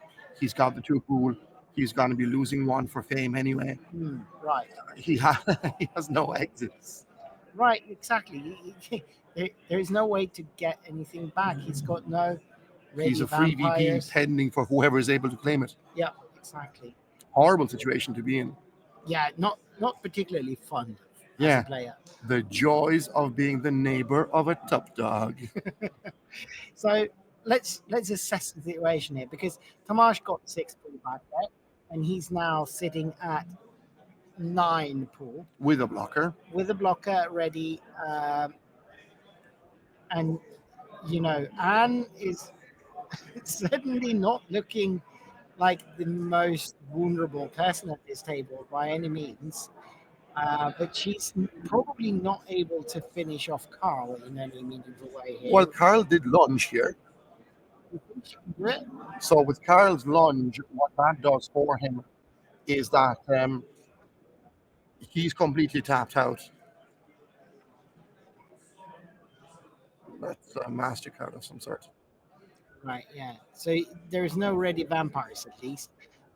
So Anne is trying to give some opportunity to resist it. She's actually rescuing one of his predators one of her predators' vampires. Right. Why? She's trying to slow down how quickly Tamash can gain victory points.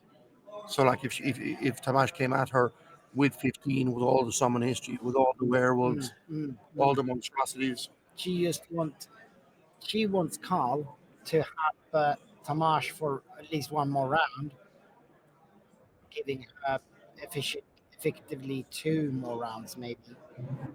Um, yeah, and obviously, if she could have finished Carl, she would have gone for that because that would have been even better for her. no, because if she kills Carl, then you still have Tamash gets the. Well, she gets one victory point, she gets She gets six nothing. pull. You only get victory point for ousting your prey.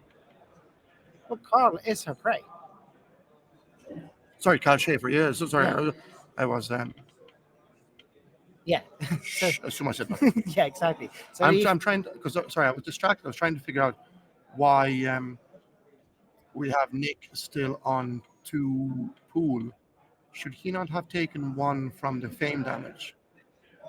I assume because of him already having paid it, it's ended by Nick. Nick No, would no, have been the last for one, fame. During each Methuselah's unlock phase, if the vampires and dwarf without Methuselah burns 1 pool. wasn't it? Wasn't it Norm's fate? Yes. All because And Norm is dead. Norm is dead. Norm is dead. So Nick, All his propaganda is gone and forgotten. right. Okay, so he's on 2 pool. He's got 1 vampire who actually has blood on him. So He's got some hope for Nick. Anne rescued Nick's vampire, Fighting back keeping- against the game win for yeah. Tamash. exactly, keeping him as a shield between the two of them. And that makes more sense than actually helping Carl. I was a little bit baffled about that being the strategy. Carl is now going, and Carl might still want to try and beat up on Tomas a bit. Yeah. Yeah, but Because- he's in such a strong position. Right. Right. Like the fact that he's got, after that, getting the kill in and still having 2 untapped vampires. Right. One of those being a very well equipped Muntayid.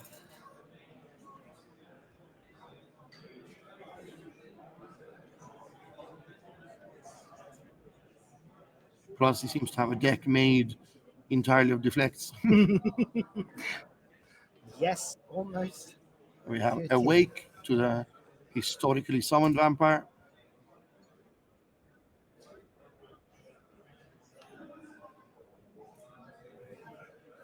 We have the other rescue. The whole table is coming together to block the True Bruja. How rude. Well, they might just not want to give up all the victory points to him yet.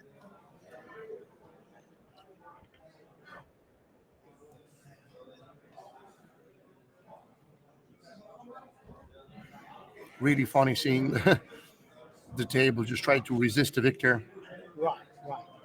And they do have quite enough time. 23 minutes left on the clock there. So everybody at the table should get at least a couple of turns. Yeah. Except for poor Nick, because I don't know if he can call what he's doing turns. He's got a Hakim's Law down. No, Anne is being too cautious now after the initial spanking. Yeah, I believe so. Could have been more offensive than that, certainly. And that leaves Carl with a lot of confidence, I assume, because he is transferring here. Strange. Yeah. I mean, he I guess he's really kind of seeing now whether it's worth the effort because True Bruja are in such a position. Like he knew that he can't oust him with that. So then he is looking at a situation where if he's able to take out Nick, Mhm. then that's it. Like he's just playing for half a point. right, you're staying alive. And if he can't take out Nick, then then maybe. perhaps he might get a little bit wrecked in the process.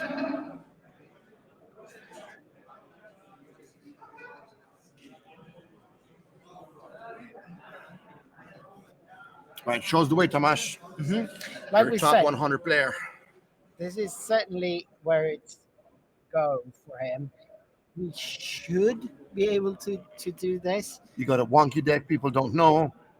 You bringing out vampires during minion phase. Nom nom nom, tasty werewolf. Coming in here. What can Nick do against this? What kind of defenses will this allow for?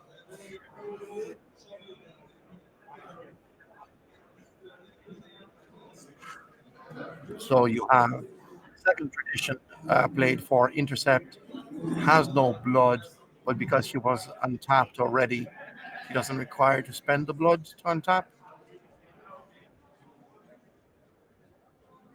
He's coming in. You have the strike for 2 from the Garou, and you have the 2 stolen blood, but because the strike happens, Hmm. uh, he's gone back into torpor, Right, right.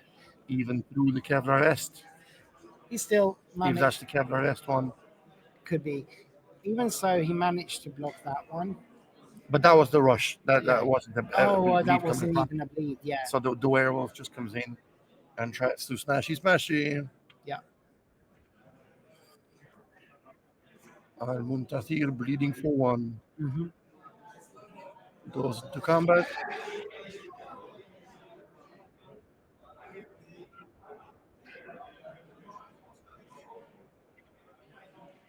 So the combat ends with a ready Hmm. and then have a psych, creating another round of combat. Hmm.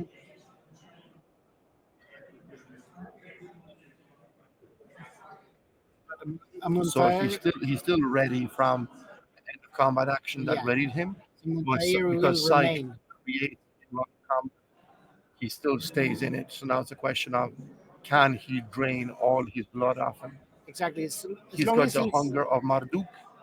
With the right. hunger of Marduk, he's able to steal 2 blood per strike. Yep. And you can see there that he's able to play additional strikes to So, continue stealing. Now he's got so to be looking for another psych. Monteiro still's got 1 or 2 blood on him. So as long as Yeah. he's not able to finish off He all got of out them, of the combat, and Al uh, Muntazir has done the lead.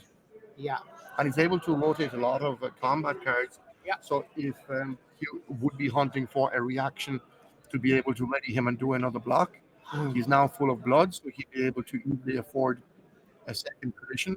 Just so. Seems like he's able to block here again, And but he's this is successfully blocked.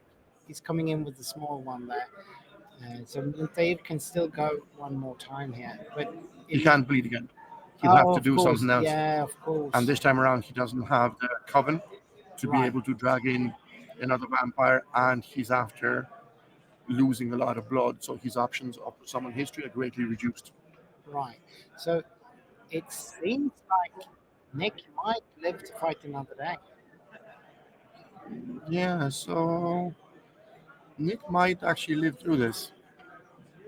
You have another vampire, yes, but the true Bruja deck seems to run very, very few um, bleed increases. And he'd have to bleed for 2. So he is waving that off there. He got So, into combat, he's maneuvering too long. mhm.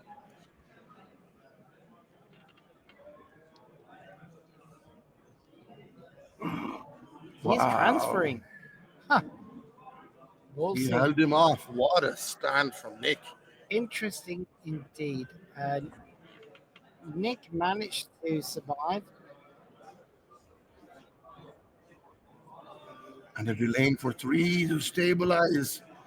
Magic performance. He's already had a Villain on him, so he's losing 1 of the 3 that he attempted. Mhm.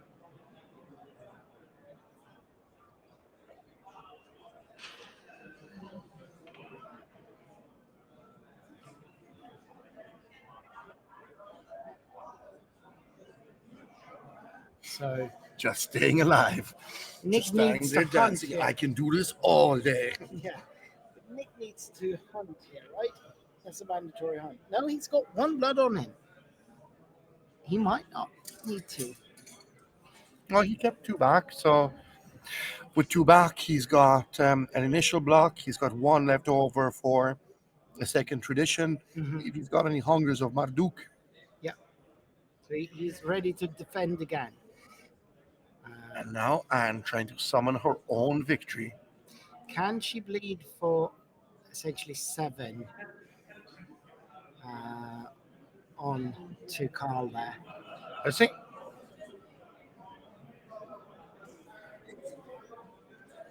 we have the Coven continuing this incredible streak of crimes.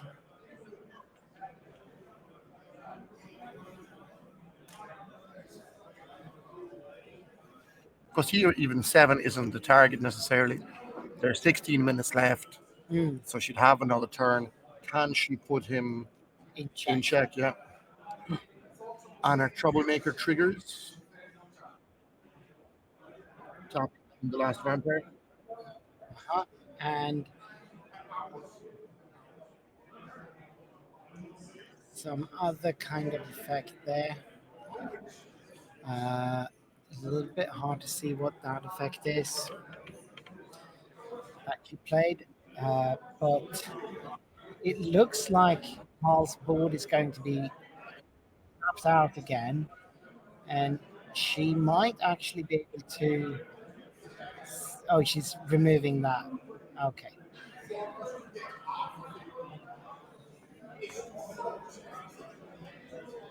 That might allow her to come in for at least a significant bleed here.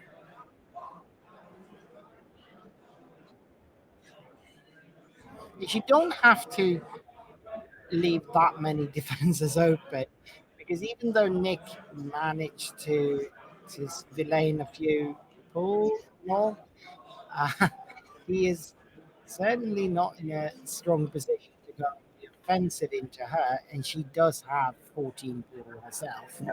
so she can. I think she Anne, can Anne go. is very comfortable, She can go regardless of who comes in, right. that in the 14 remaining minutes, she is getting at least half a point. Yeah.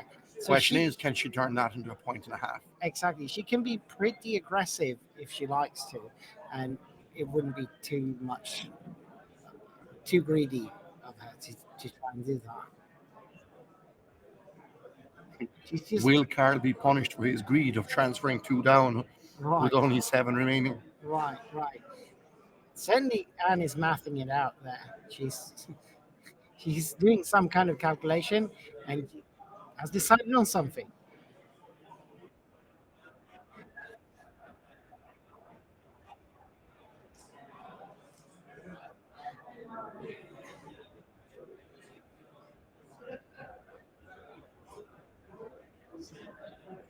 We have an And she's loading up the minion with them even more horrible vicissitude Hmm. things. But the horrible vicissitude thing that she's trying to set herself up to where she can trigger the fame on Clara there. But the card she equipped will actually do too much damage. So Carl is clarifying that if that triggers, Hmm. it will burn the vampire, given that Clara has no blood. Mhm. It will not actually trigger the fame because it will not go past by Corporate. All right. So it seems to be like she's focusing on trying to bruise her way through rather than specifically directly bleed.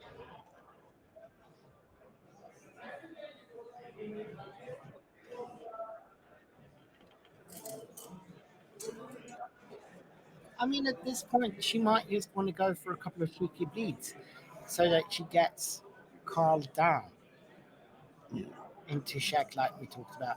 So here we have the first one. She's going after Clara again. Hmm. No, it's a combat. Oh, against it's a Clara. combat here. And Clara is locked. So that's fame. So she's going down. And this would start a cycle of fame here. Hmm. So 3, and he's guaranteed another 1. Right. Can she So she bleed has for to 3 deal more? 3 more damage. Yeah. Does she have a plus bleed here? She does have 2 ready vampires and a minion, right? Right? No, that Looks one. like. One ready vampire and a minion. Well, this one is in the process of declaring Yeah, an exactly. action of some sort. Yeah, that's the one I was What will you considering do, to be ready. Ludmila? He's declaring. Oh, Is he readying? cheeky. She's attempting to rescue Clara, drag her out of torpor, and Oh, then have the remaining minion go after her to retorporize her. So greedy. okay. Will it work though?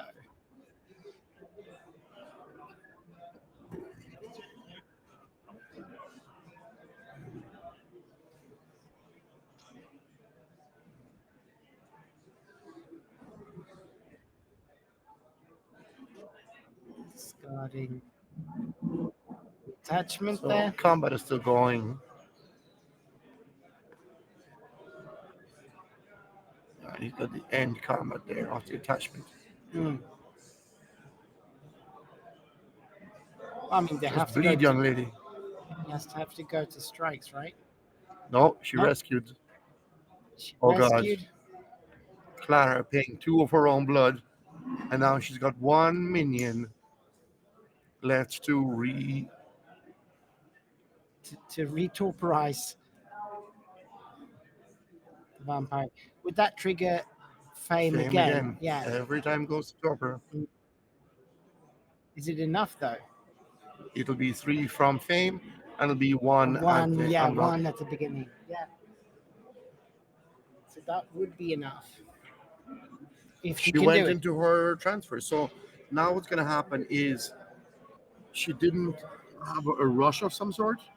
So Huh? Clara is going to be forced to do a A forced hunt. forced hunt. Right. So Anne is very clearly hoping to catch Clara on the forced hunt. Oh, and torporize her on the hunt. Aha! Blocking the hunt. Interesting. Well, yeah, sure. Go ahead. Will Carl have any interesting shenanigans to put any sticks in her wheels? All right, here we go. 9 minutes left. We got the mandatory hunt. And Anne We is have Nick attempting to is block remembering that. to take the coven to himself Mhm. and is plotting murder. So Ludmila has awakened. So this is the Manson family of vampire table. Famous going down.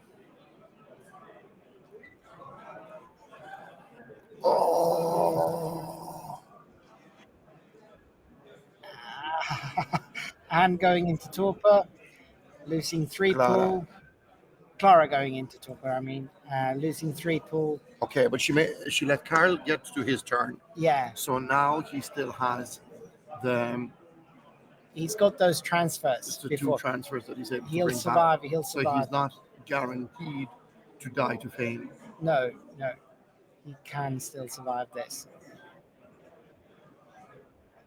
That's why I don't understand why she didn't attack Clara in her own turn.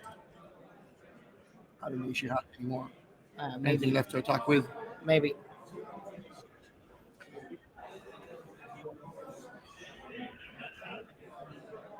Um, So we have an attempted govern bleed mhm. from Chimitsa coming in. Have Al Muntathir has awakened and he's deflecting over to the Banu Hakim. Nick Banu certainly not Hakim happy about that, successfully blocks. but he needed those blocks for himself. Well, again, he does have four. So Yeah, true, true.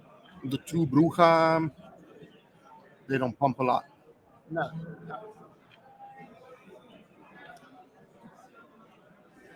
Down to 7 minutes here. 7 minutes. We're going to have three pool, four pool. Hmm. So intense.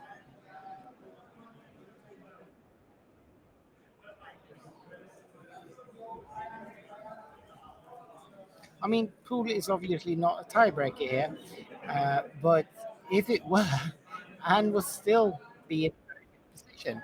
She's sitting there at 16 pool with with two other vampires just hanging on by a thread. Yeah, but And you have like of any position on the table, hers is perhaps the least stressful mhm, because she knows that she has no pressure from her predator. right, right, He's playing for half a point. right. She knows that she's guaranteed the half a point, Hmm. and she's got the exciting puzzle of figuring out Can I how get to more? squeeze an additional victory point. Yeah. Because I think in this position where Tamash is, he would be disappointed if he doesn't get one more VP Hmm. and the game win. Yeah. You have Carl, who's also just playing to survive. Right. He Well, can't do much more. no. Transferring those two back there and discarding and passing over I'm to. curious who's going to be punished for the Anarch Troublemaker here, because the Hmm. Anarch Troublemaker is able to burn the equipment. Hmm. So that's the Kevlar vest gone there Yep. off the Prince, who was already tapped down. So he was looking to try and put Tamash in check, assuming that Nick lives. But now we see that Anarch Troublemaker is going to be relevant. Oh, that Right. is nasty, Yeah. expensive, but he's got the Ankara Citadel down. Hmm. Not the, sorry, the Washerslav Amis. So it allows him to transfer equipment between vampires, Oh. equipment and blood. So it Oh. means that all the stuff that he's got stacked up in the Al Muntathir, Can he can then act move. with those, he can move them, and then he can act with somebody. Then it might be relevant, maybe it's just to cycle a card, but normally like it'd be a formidable card that Right. Vegas chose Right. to play. And definitely could prove useful here. So he's definitely going to be launching for the kill now. He is And tapping down on is he Monterrey.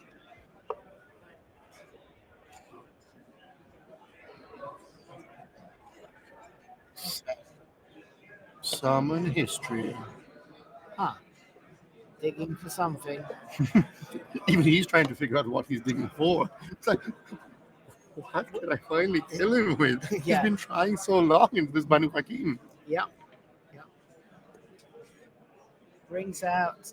Yeah, Heidelberg Castle, I got Mm, corrected on the Steam there. yeah. Thanks, Jeremiah. Uh, the effect was still correct, but the name I was way off. I always confuse those two. Historical castles.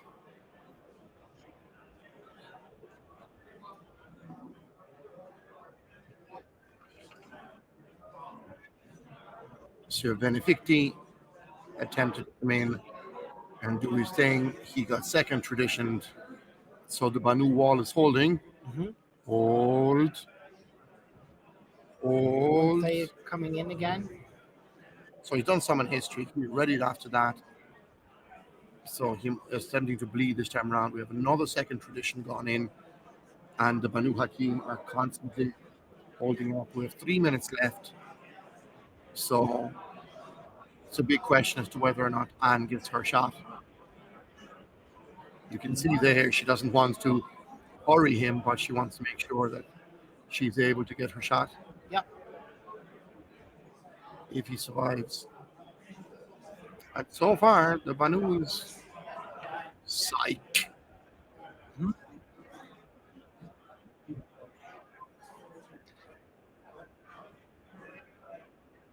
Did Carl actually pay for the fame? Because he's at 3 still. Uh, Shouldn't he be at 2? He had 1. He got 2 back she with was his. out. She was out. Then she got blocked, got sent to fame again, brought him down to 1, but that was all within his turn. Mhm, yeah. And So then then, he'll have to pay 1 at the start of his next turn. oh, it's at the So Anne start of has the to do next turn. Yeah. Anne has to do Gotcha. 2 damage Gotcha. to him. Gotcha. So you have the psych combat here. You have another punch gone into the prince.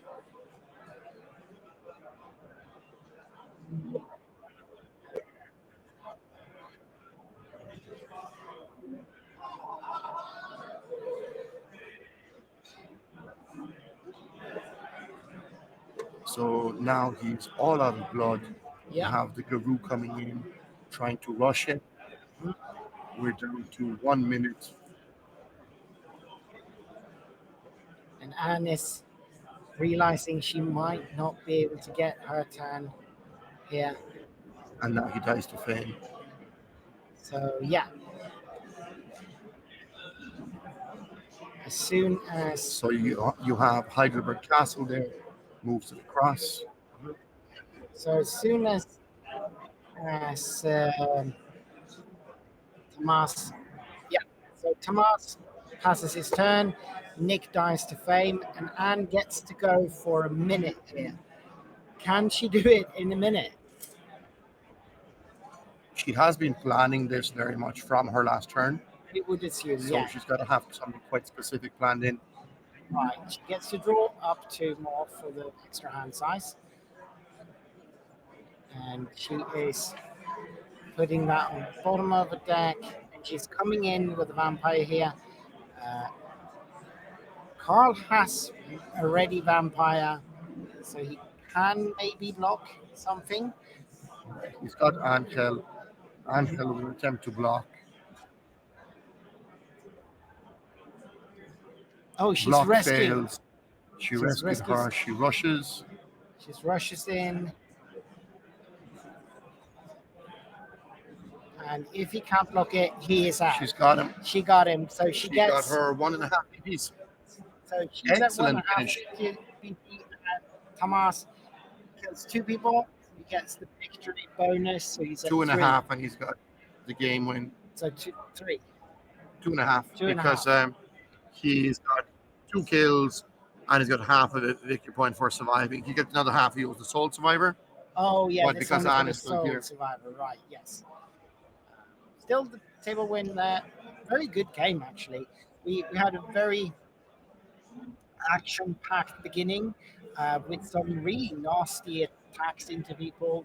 We went into a little bit of a lull there around half time, I guess, and then once people sort of when the dust settles from that initial skirmish, we got into a very bloody and serious ending where all but two Methuselahs were actually knocked out. and it was brilliant seeing such diverse plans Right. coming in to be executed by the vampires because you had Anne all in on her fame plan, and after a horrible start, actually being able to execute that.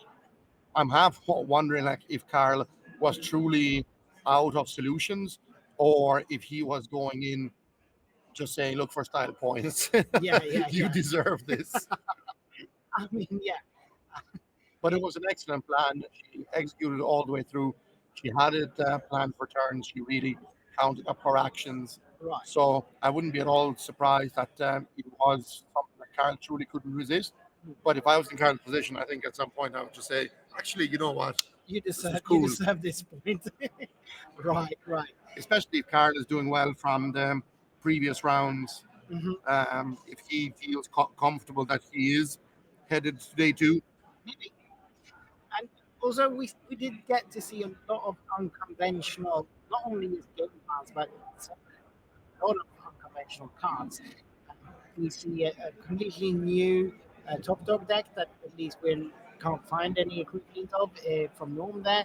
But also Tamash's deck was quite unfamiliar and quite unique in its. Yeah, it's the first time for me seeing someone history play that superior. Like the Coven certainly helped. It wasn't even his Coven that was powering that scheme, but it was cool to see kind of players that know their decks very well, that know their outs, that are then finding ways to launch for the last points. It was tremendous, like because to me it very much looked like the Banu Hakim had done enough to survive, and then he was able to pull it out in the exact right time. So he found the exact right vampire, the opportunity required from someone history superior, and he got it from there. So I think we're going to go for a bit of a breather. Yeah. And then Yeah. we're dialing back in at 1600 for the next match. Yeah. Thank you so much.